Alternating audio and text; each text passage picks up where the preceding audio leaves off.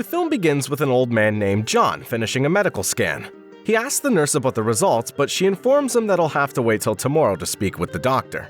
That night, John attends a support meeting directed to patients suffering from cancer. There, he also hears the story of Henry, a man who's suffering from stage 4 pancreatic cancer. The next day, John meets with the doctor and is told that he only has 4 or 5 months to live. While wandering around the hallways of the hospital, John witnesses a young cleaner stealing from one of the patients. Believing that the boy needs to be punished, John fantasizes about putting him in a twisted game, where the boy can set himself free by either having all of his fingers broken or turning the power up on a dial that activates a machine that will suck his eyes out of his skull. Back in reality, the boy sees John staring at him and puts the items he stole back in the patient's drawer. A few weeks later, John's writing his will until he meets Henry from the support group. Henry's very happy because he's been cured. As he claims, there's a therapy that combines traditional treatment with surgery developed by a guy named Finn Peterson. That therapy saved his life, but unfortunately is not available in the USA because it's not approved by various health organizations. Henry writes down the website for John, and the latter contacts the Peterson clinic. Peterson's daughter, Cecilia, contacts John through the phone and tells him they can accept him in 3 months. However, John does not have that much time, and Cecilia makes an exception for him, instructing him to go to Mexico City. Upon arriving in Mexico, John's welcome's a bit overdramatic, since the taxi he's grabbed is intercepted by a van with 2 armed men. The men paradoxically tell John he's safe and they take him to the clinic, which is found in a secret location. When John meets with Cecilia, she explains they're trying to keep the clinic secret because the big pharmaceuticals are trying to shut them down. After meeting Cecilia's team and 2 other cured patients, John goes to sleep but soon wakes up, hearing a young boy named Carlos trying to fix his bike. The boy lives nearby with his father, and John takes some time to fix the bike for him. The next day, it's time for John to undergo the surgery. Once they're done, John wakes up in a room where Cecilia announces to him that he's now totally fine and can enjoy his life. She gives him instructions on how to use the treatment for the following week and clarifies that he'll not have to deal with cancer never again after that. In return, John reassures her that he'll complete the second half of his payment tomorrow. Feeling his body strong enough to move, John takes some time to view the city. But when he returns to the clinic, he realizes that everybody's gone. While he wanders around, he figures out that he just got scammed for his money and there was no surgery performed on him. Unfortunately for them, they don't know who they've messed with since John has a very dark past. From what he recalls from memory, John assumes Dr. Cortez, one of Cecilia's fellow doctors, was his taxi driver in disguise.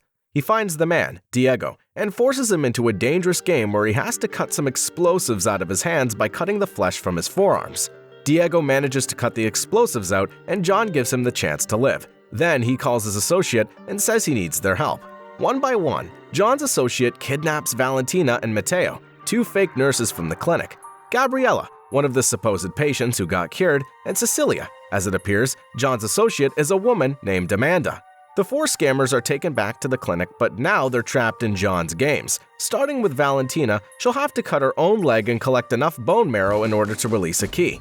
Although she cuts her leg, she can't beat the clock, and a Geely saw chops her head off. While John and Amanda are distracted talking, Cecilia removes Valentina's intestines from her body and uses them in order to drag a cart near her and grab her phone. Even though she manages to do so and make a call saying she's been kidnapped, Amanda comes back and tases her. Soon, another man who was a patient in the clinic, Parker, comes with a gun asking for his money back. Unclear if he was a real patient or not, Amanda tases him, and John keeps him tied up for the moment while he shows him what he's been doing with the scammers.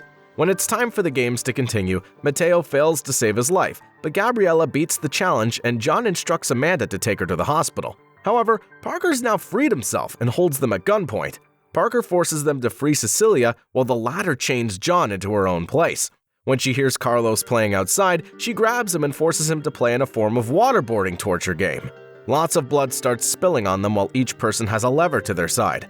The person who pulls the lever with more force causes the other person's tube to spill even more blood. But since it's Carlos on the other side, John tells the boy to pull the lever so there's less blood on his side. Meanwhile, Cecilia and Parker go to retrieve their money from the control room, but once they do, a tripwire is activated and traps them in the control room, while the waterboarding torture ceases to run. Cecilia and Parker are now trapped in a room that is gradually filling with a poisonous gas, and their only way to survive is to put their head in a hole. A quick flashback shows us that Diego had given Parker's name as one of Cecilia's associates, so John already knew that Parker was one of them. Back in the control room, Cecilia and Parker start fighting while John frees himself. Amanda and Carlos, Cecilia is able to kill Parker and put her head in the hole. Although she's able to breathe, she's now imprisoned and she can only watch while John's leaving with the others. Finally, the film greets us goodbye with yet another scene, where we see John and Mark working together to take care of Henry, who is also one of Cecilia's associates. On the other hand, Mark is John's associate, and he'll be the one to succeed him as the Jigsaw Killer.